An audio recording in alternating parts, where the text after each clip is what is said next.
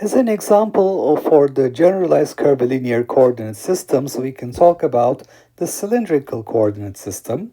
The cylindrical coordinates of point P are rho, phi, and z, and you can see that on this figure. Rho is the radial distance from the origin on the xy plane. Phi is the angle with respect to the x-axis, and z is the height. That's the distance on the z-axis from the origin. Now, we can find the transformation between Cartesian and cylindrical coordinates and cylindrical and Cartesian coordinates. You can see that this rho is basically the hypotenuse of this right triangle here. So it has components x and y. So it is equal to, using Pythagorean theorem, square root of x square plus y square. So it is x square plus y square square root. And as for the angle phi, we can see that tangent of this angle will be equal to y divided by x. So phi is tangent inverse y over x, and z is basically z. It's the same thing in both coordinate systems. Now, going from cylindrical coordinates to Cartesian coordinates, we can find the component of rho on the x-axis. That's rho cosine phi. That's x. Rho cosine phi. And similarly, rho sine phi is y, and z is equal to z. So that doesn't change. There's no transformation between the two. Okay, and what about the unit vectors? The unit vectors are e rho hat, that's in the direction of increasing rho, e phi hat, which is tangential, and e z hat, which is on the z-axis. These unit vectors, e rho hat, e phi hat, and e z hat, are found by tracking how point P moves as rho, phi, and z are changed respectively. So small changes in rho, small changes in phi, and small changes in z. Okay, and if rho is equal to 0, then that means this point P is on the z-axis, and e rho hat and e phi hat are undefined. So that means the point is on the z-axis. Now, if you follow the cross product between these unit vectors, e rho hat cross product with e phi hat gives us e z hat. E phi hat cross product with e z hat using the right hand rule gives us e rho hat.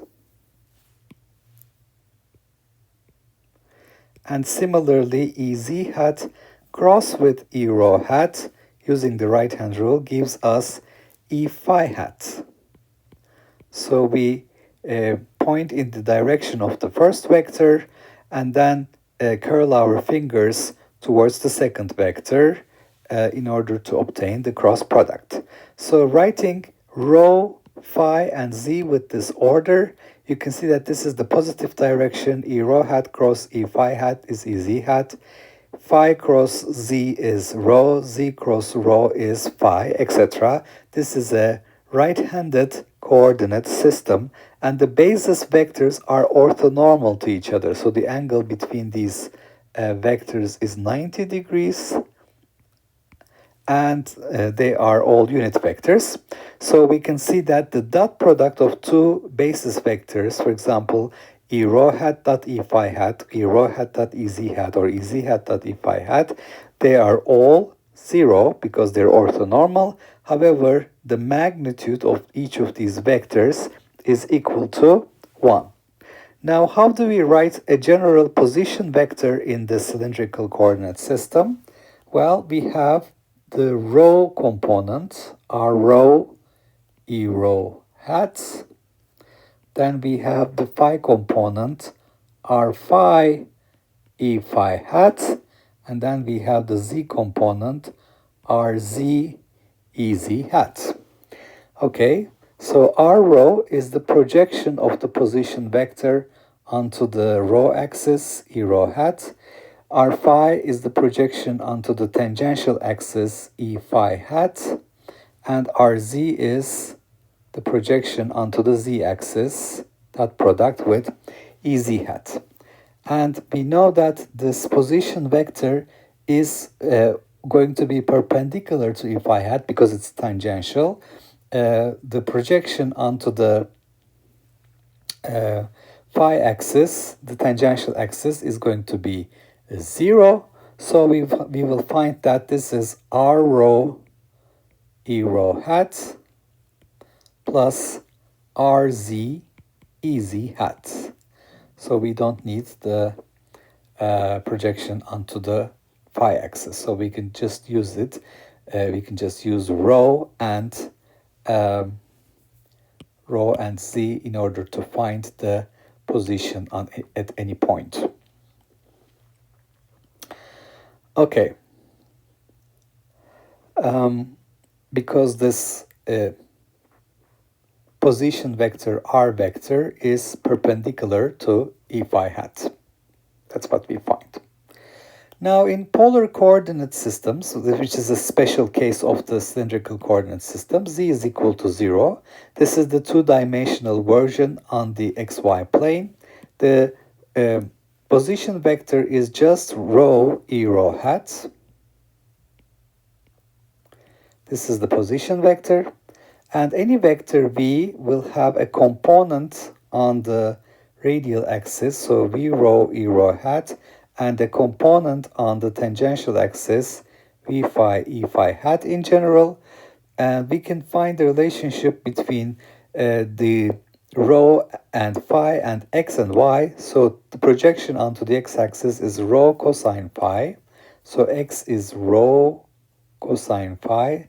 Similarly, y is rho sine phi. And then we can find rho as square root of x squared plus y squared, and phi as tangent inverse of y over x. So this is our y, this is x, square root of x squared plus y squared, that's the hypotenuse, and this tangent of this angle is y over x, so phi is tangent inverse y over x. Okay, so we have briefly discussed the cylindrical coordinate system where we have the cylindrical coordinates rho, phi, and z. Rho and phi are polar coordinates and z is the coordinate on the z-axis. The transformation is square root of x squared plus y squared is rho, tangent inverse y over x is phi, and z is z. Or we can go from rho, phi, and z to x, y, z. Rho cosine phi is x, rho sine phi is y, and z is z. And in the polar case, we have z is equal to 0, so that's a special case. The position vector r for any point P will have components on the rho, phi, and z axes. And if rho is equal to 0, that means the point is on the z-axis. Two of the unit vectors, e rho hat and e phi hat, will be undefined. The coordinate system is right-handed, so rho, phi, z form these cyclic permutations, and the basis vectors are orthonormal to each other. Their dot products are 0 unless they are the same to unit vectors, which is going to have a 1.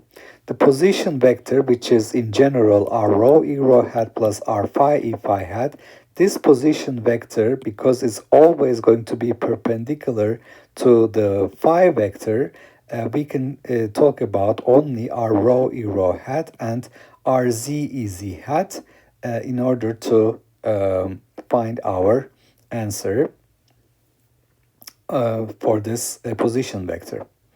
So we don't need the phi component because that's 0. And in polar coordinate systems, we have the similar set of equations, only we set z is equal to 0.